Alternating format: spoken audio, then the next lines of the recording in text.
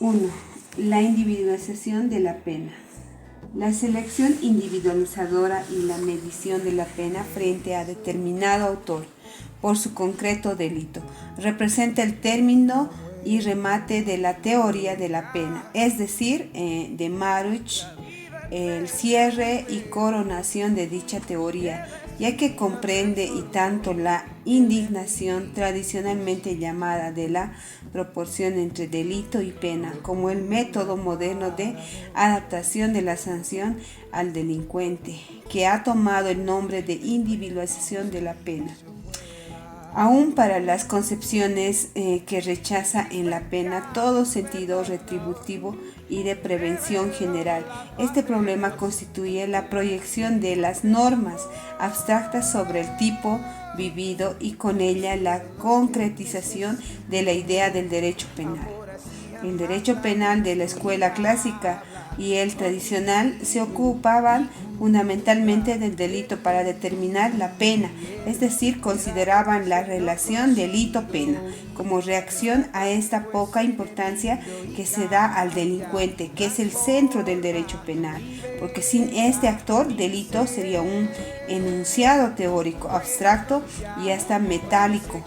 En efecto, las escuelas mencionadas tienen este defecto. No les importa mucho la personalidad del delincuente, definiendo la pena que se deba aplicarse por su relación delito-pena, determinando luego la proporcionalidad.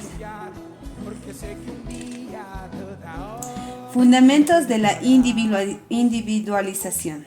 En la vida real se representan diversidad de delitos, por los que a todos no se les puede aplicar penas iguales, sino más bien diversas. Es necesario establecer una graduación, lo que exige que las sanciones sean divisibles y graduales.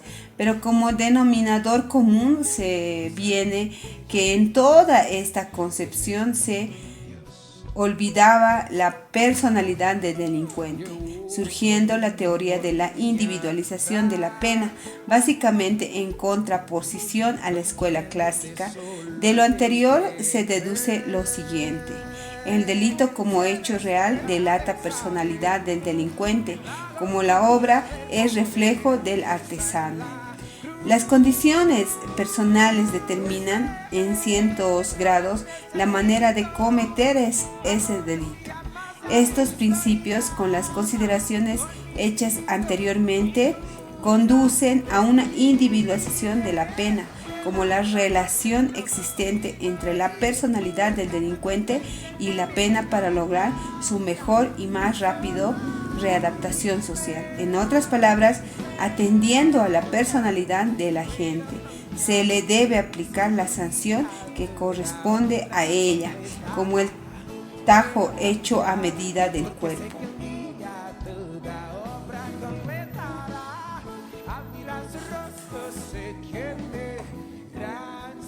3. Momentos de la individualización de la pena.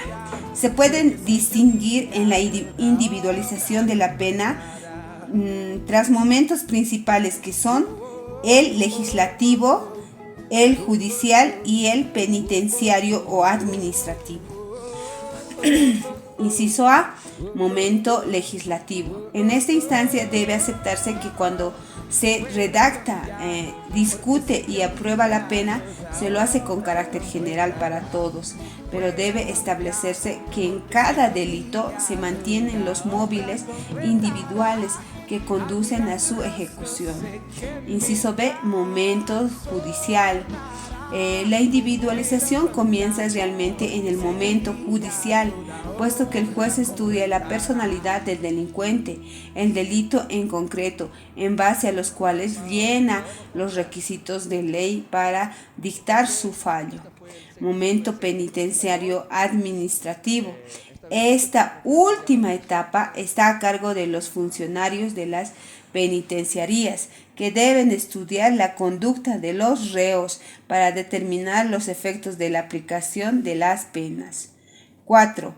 El perdón judicial, naturaleza y casos de aplicación. Un instituto que da aún mayor libertad al que juzga.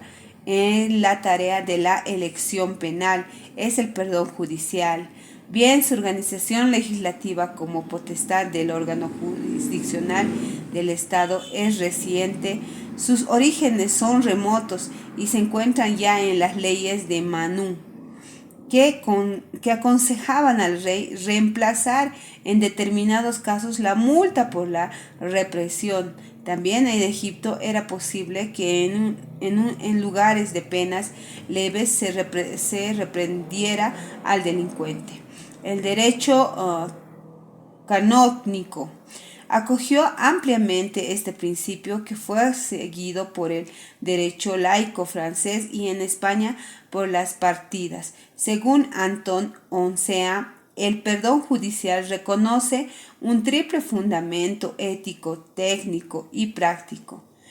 El fundamento ético radica en la piedad, pues la historia del derecho penal nos muestra que la reacción punitiva originada por el deseo de venganza fue evolucionando hacia el principio razonando de la defensa social, siendo los sentimientos de justicia y piedad los que posteriormente demostraron el progreso del derecho penal, ya que hoy se trata también de reeducar y readaptar al delincuente para que pueda ser de utilidad a la sociedad.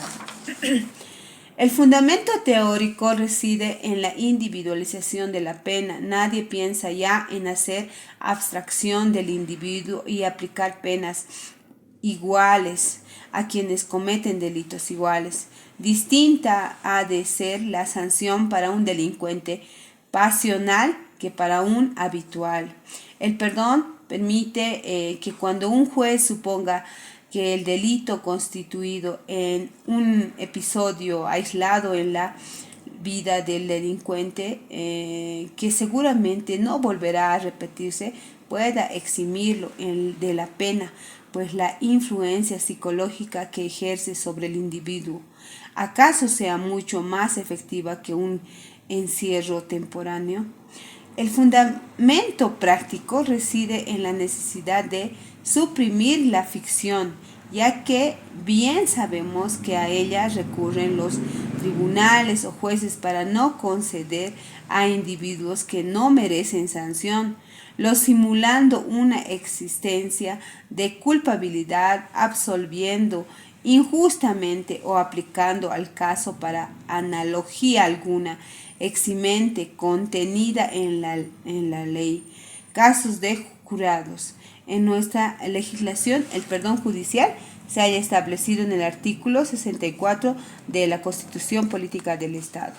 Inciso 5. Suspensión condicional de la pena.